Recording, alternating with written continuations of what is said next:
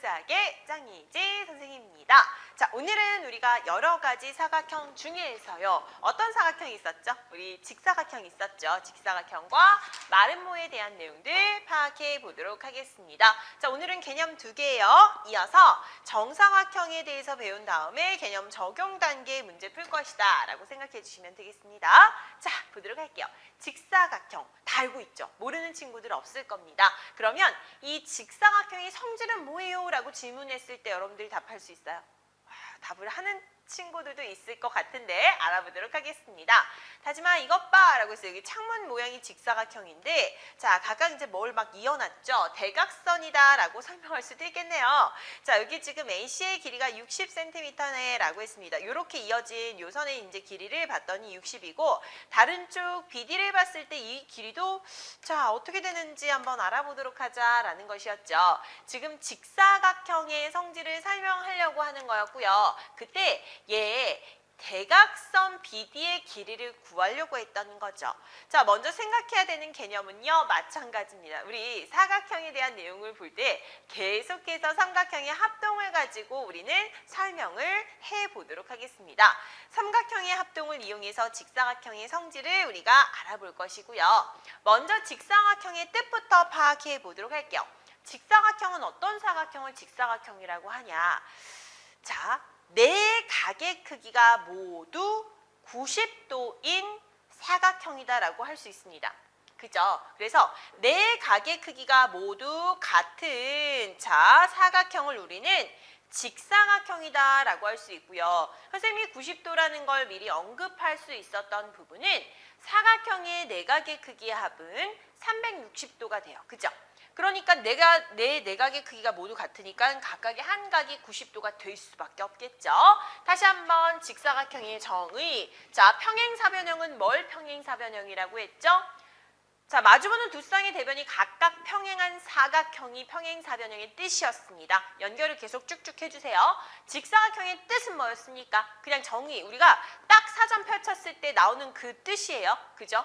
자, 얘는 그냥 받아들이시는 거예요. 내 내각의 크기가 모두 같은 사각형을 우리는 직사각형입니다 라고 설명을 할 수 있었습니다. 됐죠? 자, 그럼 이제 이어서요. 이 직사각형을 보도록 할게요. 90도, 90도, 90도, 90도가 됐기에 얘는 지금 봐봐. A, D랑 B, C는 당연히 뭐 할 수밖에 없어. 평행이죠, 평행. 그 다음 A, B랑 C, D를 봤을 때도 어때요? 당연히 평행이에요. 왜 90도니까? 응? 얘는 뭐도 돼? 평행사변형도 되네. 즉, 직사각형은 뭐가 된다라고 볼 수 있어요? 평행사변형입니다.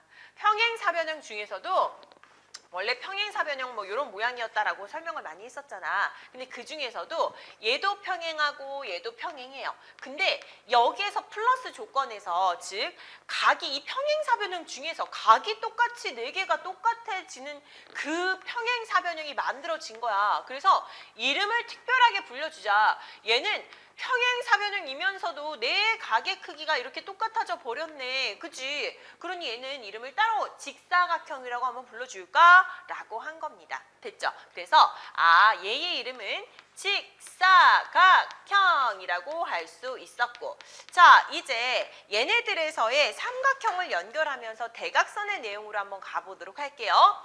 결론만 먼저 낸다면 얘들아 봐봐. 여기에서 지금 내가 A, B의 길이와 C, D의 길이 뭐 어쨌거나 얘네들의 길이는 같을 거 아닙니까? 자 대각선 이어볼게. 요렇게 하나 있고요. 그 다음에 요것도 이어볼게. 요렇게 하나 이었어요. 그러면 삼각형이 몇 개가 생깁니까? 2개가 생긴다라고 볼 수 있어요. 아래 부분. 자, 무슨 삼각형이냐면 여기는 요 삼각형이다 라고 하나를 먼저 볼게요. 그러면 요 변의 길이와 요 변의 길이가 같고 요 변의 길이는 공통이고 얘는 90도가 되었기에 자, 이쪽에 만들어지는 요 삼각형이랑도 뭐가 되겠습니까? 두 변의 길이와 끼어있는 각의 크기가 똑같은 SAS 합동이 만들어집니다. 그죠? 자, 길이 똑같습니다. 얘는 공통인 변입니다. 사이에 끼어있는 각이 90도입니다. 되셨죠? 뭐 멀리 갈 필요도 없죠. 그러면 이 두 개의 삼각형은 합동이다라고 볼 수 있었고 합동을 찾아낸 이유는 뭐였죠? 그래, 얘네들 대각선 이 길이와 그러니까 이 길이 대응하는 변의 길이는 같다라는 걸 쓰고 싶었던 거예요. 아셨죠? 그래서 이 대각선, 이 대변의 길이는 대각선의 길이는 어떻다? 같다라는 것은 직사각형의 가장 큰 성질 중에 하나이구나라는 걸 확인해 주시면 돼요. 자, 그리고 기본적으로요. 직사각형은 뭐라고 했습니까? 평행사변형이다라고 했죠. 그래서 얘도 똑같아. 이 대변의 길이 같아요. 대각의 크기 똑같습니다. 그거 다 가지고 있어요. 그리고 추가적으로 대각선이었잖아? 그럼 얘는 뭐가 되는 거야? 서로 다른 것을 이등분합니다. 근데 이 대각선의 길이 또 같다라는 것 확인할 수 있으니까 얘네들이 다 길이가 똑같이 나눠지는 거야. 아셨죠? 이런 특징들이 있다라는 것 다시 한번 살펴보시고, 자, 이제 하나하나 좀 다시 한번 정리를 해보도록 할게요. 직사각형의 뜻은 뭐였죠? 내 내각의 크기가 모두 같은 사각형이다 라고 했고요. 그 성질 중에 가장 중요한 거, 대각선 그었을 때 뭐가 된다? 얘네들의 대각선의 길이는 서로 같다. 그리고 얘는 평행사변형도 되기 때문에 서로 다른 것들을 그대로 이등분을 합니다. 라는 내용까지 정리를 할 수 있겠습니다. 그죠?